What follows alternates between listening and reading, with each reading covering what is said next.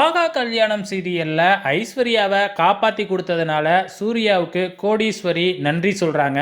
ஆனா, இந்த ஐஸ்வர்யா வந்து பாத்தீங்கன்னா, ஒரு நன்றி கூட சொல்லவே இல்ல. அப்படியே தெனாவுட்டா நின்னுக்கிட்டே இருக்கு. இங்க வந்து பாத்தீங்கன்னா, நம்ம கௌதமும், சித்ரா தேவியும் டிராமாவ அள்ளி கொட்டிக்கிட்டு இருக்கிறாங்க. அவங்க மனசுக்குள்ள பயங்கர சந்தோஷம். ஏன்னா, ஐஸ்வர்யா வந்து செத்துட்டா அப்படிங்கிற எண்ணத்துல வந்து மனசுக்குள்ள பயங்கரமா சந்தோஷப்பட்டுக்கிட்டாலும், வெளியில வந்து பாத்தீங்கன்னா, பயங்கரமா அழுது டிராமா போட்டுக்கிட்டு இருக்கிறாங்க.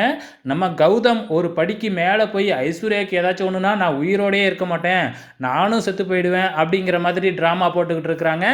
இந்த ட்ராமாவெல்லாம் பார்க்குற நம்ம சூர்யாவோட சித்திக்கு வந்து பார்த்தீங்கன்னா, என்ன நடிப்பு ஓவராக இருக்கே அப்படின்னு சொல்லி அவங்களுக்கு டவுட்டே வர ஆரம்பிச்சிடுச்சு. ஏன் கௌதம் ஐஸ்வர்யாவை கல்யாணம் பண்ணிக்கன்னு சொன்னப்ப அப்படி ஆர்ப்பாட்டம் பண்ணுன, இப்போ என்ன ஐஸ்வர்யா மேலே இவ்வளோ காதல் இருக்கிற மாதிரி அப்படி ட்ராமா போடுற அப்படின்னு ஓப்பனாகவே கேட்க ஆரம்பிச்சிட்டாங்க. நம்ம ஆக்டிங் ஓவராக போயிடுச்சோ அப்படின்னு கௌதமே ஷாக்கிங் ஆகிட்டாங்க. இப்படியெல்லாம் இவங்க பேசிக்கிட்டு இருக்கும் பொழுதே நம்ம சூர்யாவும் மகாவும் வந்து நிற்கிறாங்க.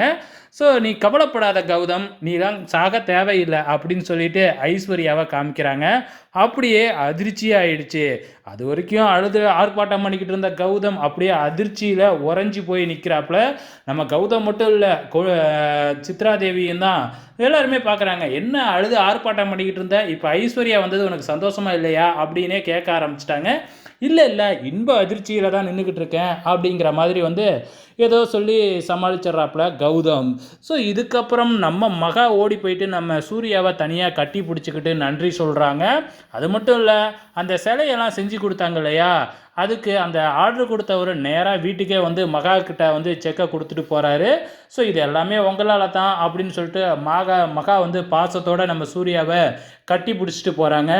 ஸோ இதெல்லாம் பார்க்குற நம்ம சூர்யாவுக்கு ரொம்பவுமே கில்ட்டியாக இருக்குது. ஏன்னா சூர்யா வந்து மகா மேலே பாசமாக இருக்கிறது வந்து நடிப்பு தானே, தாத்தாவுக்கு தானே.